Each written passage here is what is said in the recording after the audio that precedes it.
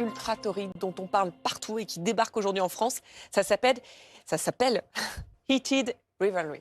Vous le faites très bien. Bravo. Pardon pour mon accent anglais, c'est une catastrophe. C'est pas facile. Alors littéralement, si on traduit, ça veut dire rivalité brûlante. Et le titre annonce très bien la couleur, puisque cette série raconte la relation secrète entre deux jeunes hommes, deux prodiges du hockey. Alors, c'est une série canadienne qui est devenue un énorme succès en Amérique du Nord ces derniers mois. Avant de vous donner justement les chiffres impressionnants, bande-annonce, alors c'est déconseillé aux moins de 16 ans. This is such a bad idea. What is? How much pressure do you feel from the fans, from the hockey world in general? I find it hard being so high profile.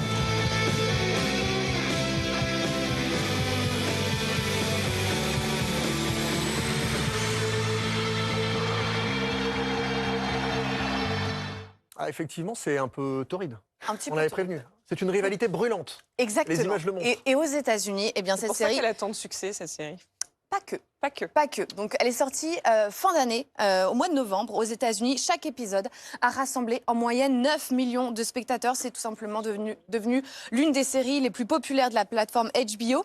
Après la diffusion de la série, les romans, car à l'origine c'est une saga littéraire, ont atteint la première place des ventes de romances aux États-Unis. Bon, alors, le meilleur exemple pour comprendre ce matin le phénomène de cette série, c'est peut-être de s'intéresser aux acteurs. Oui, alors si je vous dis Connor Story et Hudson Williams, est-ce que ça vous parle? Non. Non, mais c'est normal, puisque ce sont de jeunes acteurs. Ils ont misé sur des acteurs totalement inconnus, mais qui sont maintenant de véritables stars, notamment sur les réseaux sociaux.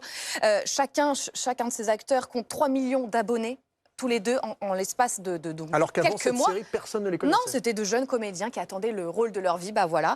Un exemple. Regardez, ils ont eu le privilège de porter la flamme olympique pour les Jeux, pour les JO d'hiver en Italie. C'était il y a quelques jours. Et voilà, ils sont en ce moment invités partout. Ils étaient aux Golden Globes pour remettre un prix.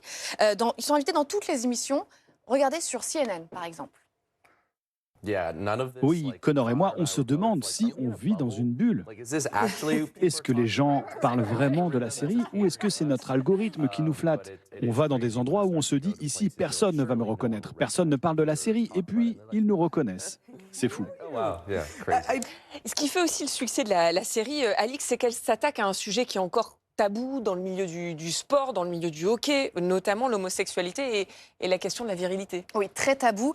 Dans la Ligue nationale de hockey, aucun joueur n'est aujourd'hui ouvertement homosexuel. Pourtant, au Canada, on peut le rappeler, le hockey, c'est le sport numéro 1, c'est une institution.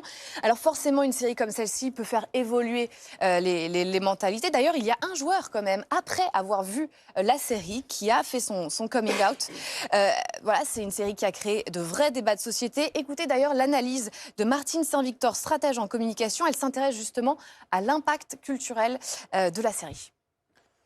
Le président de la Ligue nationale de hockey, qui s'appelle Gary Bettman, a confirmé avoir dévoré cette série. Ce qui est très intéressant pour lui, c'est de voir que la série ramène de nouveaux fans vers le sport, et qui peut le rendre peut-être plus inclusif. Alors, il faudra voir avec la série 2, puisqu'elle a été confirmée, si la deuxième saison créera encore cette excitation pour le sport. C'est à Bravo, tous les suivre. deux.